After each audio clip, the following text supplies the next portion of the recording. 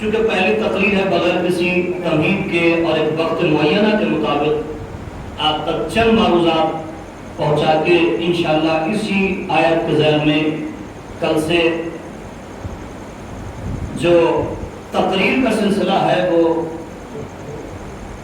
بیان کیا جائے گا۔ آج بس اتنا سمجھ لیجئے گا کہ اگر اہل بیت نہ ہوتے تو ہماری زندگی بے معنی تھی۔ ہم جو یہاں پر اس فرش عہدہ پر بیٹھے ہیں کس بنیاد کے لیے بیٹھے، جو چھوٹے بچے ہیں، جوان ہیں، ضعیف ہیں، کس لیے بیٹھے ہوئے یہاں پر؟ اس لیے تاکہ ہمیں معلوم ہے، دنیا کو پہچانوانا چاہ رہے ہیں کہ کوئی ہستی ایسی تھی کہ جو کربلا کے میدان میں سن 60 ہجری میں اپنی جان قربان کرنے کے بعد نہیں بتا گئی کہ اگر آج دنیا ہے، دنیا میں وجود ہے تو صرف اور صرف امام حسین علیہ السلام کی وجہ سے۔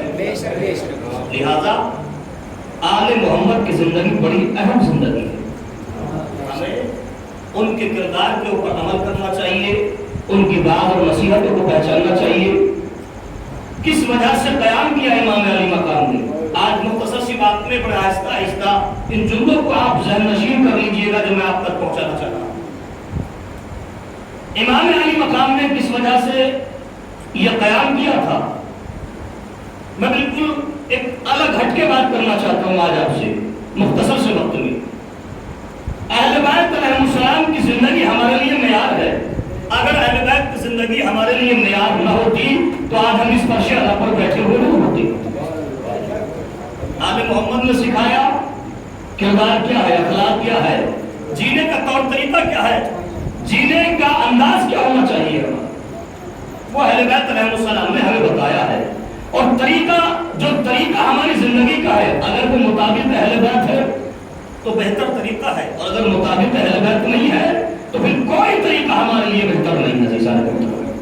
ہمیں اپنی زندگی کو اہل بیت کی زندگی سے ملا کے چلنا پڑے گا، اور جب تک ہم اہل بیت کی زندگی کو اپنی زندگی سے ملا کر نہیں چلیں گے تو نہ ہمارے جینے میں مزہ ہوگا، نہ ہمارے مرنے میں مزہ ہوگا، نہ عزاداری میں مزہ ہوگا، نہ نماز میں مزہ ہوگا۔ سمجھ ہے نا؟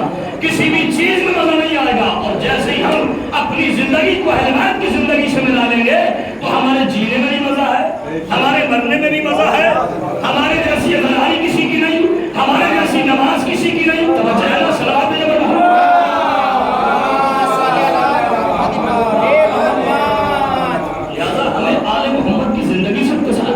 معرفت آل محمد حاصل کرنا چاہیے۔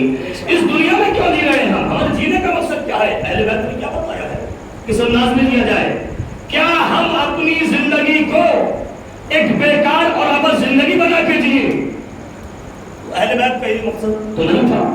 امام حسین علیہ السلام نے جو قیام کیا تھا کربلا کے میدان میں وہ اس لیے نہیں کیا تھا کہ ہمارے درمیان میں اختلاف پیدا ہو جائے, ہمارے درمیان میں فساد پیدا ہو جائے, نہیں, بلکہ پوری انسانیت کو ایک جگہ جمع کر کے بتایا حسین نے کہ زمانے والوں اگر انسانیت زندہ ہے تو حسین کی وجہ سے ہے. صلوات محمد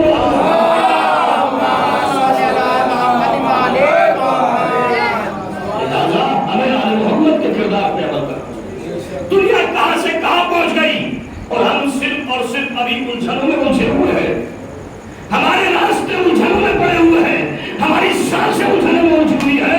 دنیا کہاں سے کہاں پہنچ گئی. آپ دیکھیے گا ترقی یافتہ دور ہے, سوشل میڈیا کا دور ہے, آپ کیا دیکھ رہے ہیں زمانے میں کیا چل رہا ہے. یعنی کہنے کا میرے مقصد یہ ہے کہ آج دنیا میں اگر کوئی قوم زندہ ہے تو وہ صرف شیعہ قوم ہے, مگر کتنی پچھڑ گئی ہے اندازہ نہیں لگایا جا سکتا. کس میں صلوات محمد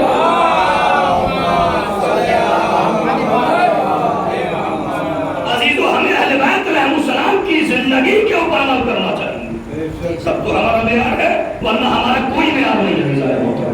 ہم ایک دوسرے کے حامی بن جائیں, ایک دوسرے کے مددگار بن جائیں.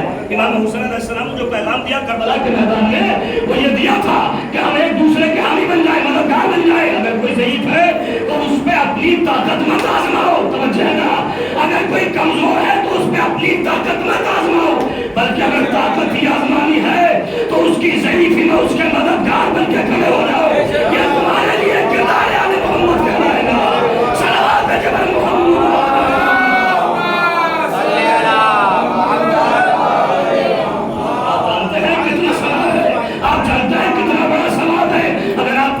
ضعیف کا ہاتھ پکڑنے کے بعد میں اور اس کے راستے کو دور کرا دیا تو جتنے قدم آپ کے زمین کے اوپر پڑیں گے اور جتنے ذرات آپ کے قدم کے نیچے آئیں گے, ہر ذرات آپ کے لیے استغفار کرے گا, ہر ذرے کے عوض میں آپ کے لیے نیکی لکھی جائے گی. آپ کسی غریب کی مدد کر کے دیکھیے گا. حسین نے بتایا زمانے والوں, ارے میرے غریب کی مدد کرنا ہی تو میری عزاداری ہے. صلوات جبر محمد.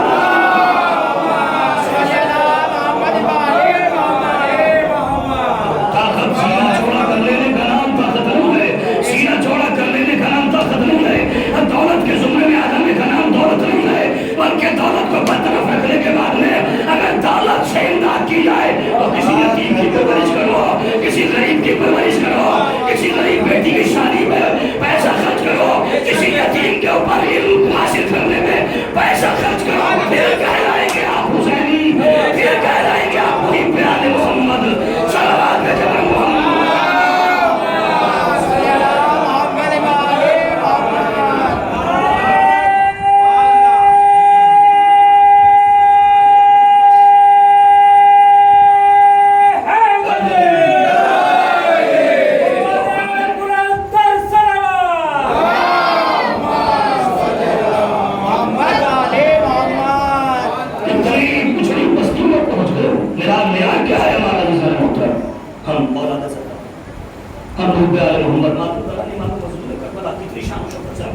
ابھی آپ نے دیکھا جلوس برآمد ہوا, کتنی شان و شوکت سے سینے پہ ہاتھ مار کہتے ہیں یا حسین, غریب حسین, بے سہارا حسین کہتے ہیں, ماتم کرتے ہیں, ہم گریہ کرتے ہیں, ہم مجلس میں ہوتے ہیں. سنیے گا امام محمد باقر علیہ السلام کا شکر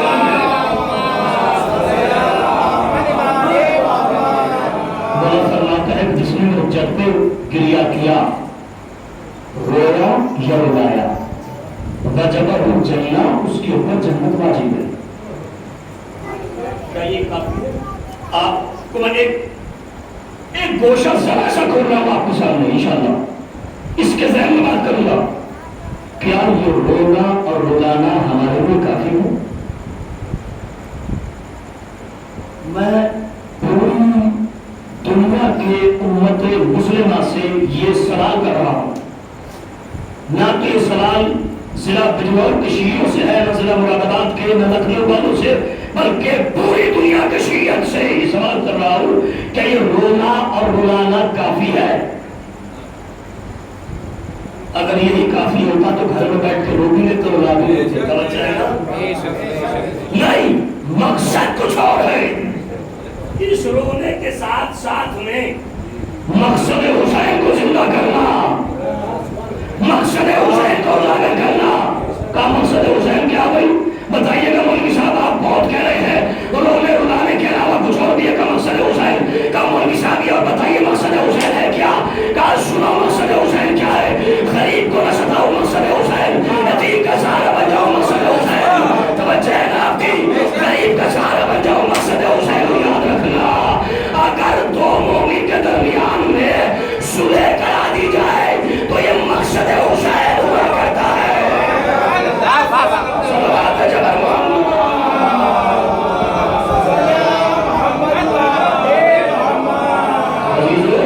हमें मकसद हुसैन की सैरना ज़बानी करना है। रोज़ तो हुसैन के लिए, रोलाए तो हुसैन के लिए। हदीस है कि अगर एक मच्छर के पंख के बराबर भी आग से आंसू निकल आए, छठी मान की हदीस है, तो उसके तमाम गुनाहों को बख्श दिया जाता है।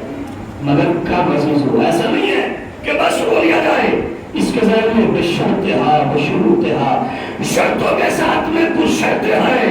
वो पहली शर्त यह है कि रोने वाला किरदार आले मोहम्मद को अपनाए हुए हो, नमाजी हो, परहेजगार हो, मुत्तकी हो। अगर वो रोएगा तो उसका रोना भी इबादत है, अगर वो सोएगा तो उसका सोना भी इबादत है, अगर वो चलेगा तो उसका चलना भी इबादत है, अगर वो मुस्कुराएगा तो उसका मुस्कुराना भी इबादत है, अगर वो सांस लेगा तो उसका सांस लेना भी इबादत है। अरे वही पे आले मोहम्मद बन के तो देखो, तुम्हारा जीना मरना हंसना रोना सब कुछ हुसैन के लिए हो जाएगा। सलावत है जब मोहम्मद।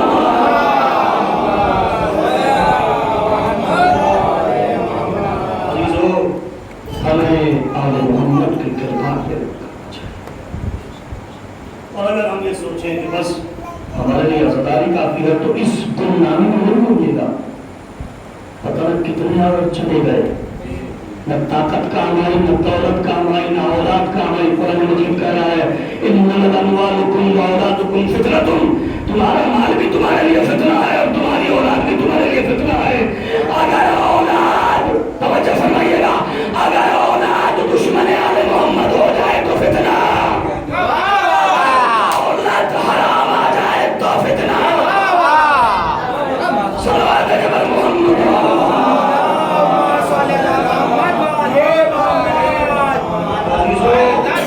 हमें अपनी दौलत और औलाद को आले मोहम्मद के किरदार के एतबार से लेकर चलना पड़ेगा। तब कहीं जाके हम हुसैन कहलाएंगे, तब कहीं जाके हमारा आलम उठाना, हमारा रोना, हमारा मातम करना। कितनी मेहनत करते हैं आप? 10 दिन, कम से कम 10 दिन ऐसा भी खर्च करते हैं आप, मेहनत भी करते, रातों को जागना, मातमदारी सारी चीजें हैं।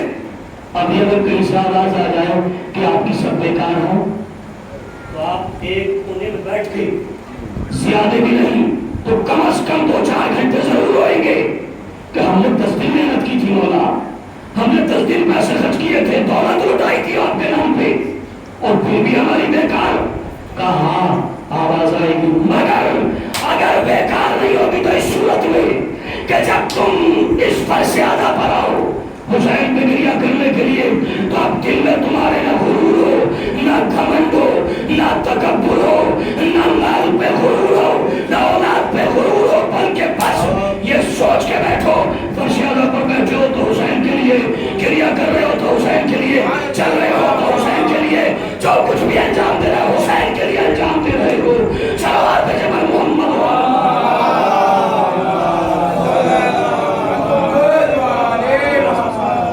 मगर हम हैं कि पूरी शरीयत कहां से कहां है, किस मकान पर है अज़ीज़ान मोहतरम। हम जब तक अपने आप को न सुधारेंगे, पूरी दुनिया की शरीयत की बात कर रहा हूँ, पूरी उम्मत मुसलमान की बात कर रहा हूँ, अगर जब तक हम अपने आप को न सुधारेंगे तब तक दूसरी कौमें भी नहीं सुधर सकती। पहले तबलीग अपने घर से है, बाद में महल्ले वालों से, खानदान वालों से, दूसरी बस्ती में। तवज्जो फरमाइएगा दीदार मोहतरम, हमें मेयार हासिल करना चाहिए और अपने आप को आला तरीन बनाना चाहिए। और आला तरीन बनाने के लिए कम से कम हमें किरदार वाले मोहम्मद अपनाना पड़ेगा। अज़ीज़ों, क़याम हुसैन ने इसलिए किया था ताकि कुरान बन जाए, दीन बन जाए, शरीयत बन जाए। انسانیت بچ جائے، سب کچھ بچا دیا حسین نے اپنی قربانی پیش کرنے کے بعد۔ چونکہ وقت بڑا مختصر سا، اس وجہ سے چند باتیں عرض کر کے ربط مسائل ہیں۔ قربان کر دیا حسین نے، کیا ضرورت پڑی تھی حسین کو قربان کرنے کی؟ یہ پوری انسانیت ہو رہی ہے آج حسین کے اوپر، کیوں؟ کہا اس لیے تاکہ ان مسجدوں میں جو آزانیں آج دی جا رہی ہے، اس سے پتا چلے کہ قربانی لائے گا نہیں گئی، بلکہ کامیاب قربانی ہے۔ مسجدوں سے آزانوں کی آواز کا آنا اس بات کا ثبوت ہے کہ حسین کی شہادت کامیاب شہادت تھی۔ یعنی گویا یوں کہا جائے کہ اب سے 1400 برس پہلے حسین جیت گئے، یزید ہار گیا۔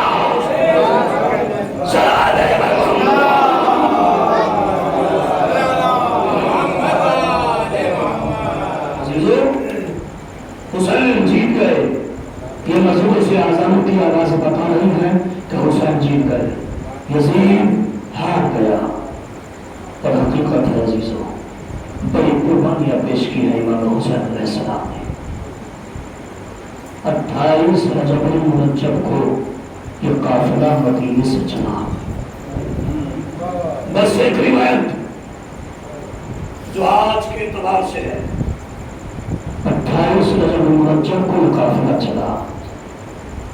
انداز قافلے کا دیکھیے گا عزیزوں، بس آپ تصور کیجیے گا، چاند رات ہے نا، آپ کے سامنے کی روایت، مدینے میں لوگ محرم کا چاند دیکھ کے گریہ نہیں کرتے تھے،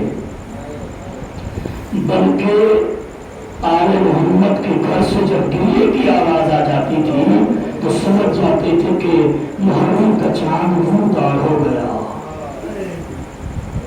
کتنی مصیبتوں کا چاند ہے، آل محمد پر مصیبتیں پڑی عزیزوں۔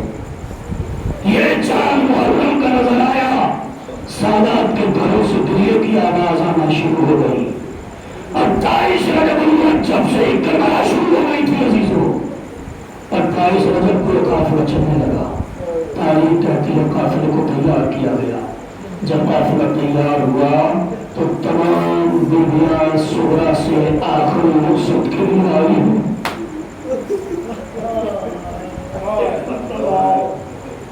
جناب ام لالا صغرا سے رخصت ہو گئی، ام رباب صغرا سے رخصت ہو گئی، ام لالا صغرا سے رخصت ہو گئی، تمام بیویاں جناب صغرا سے رخصت ہو گئی۔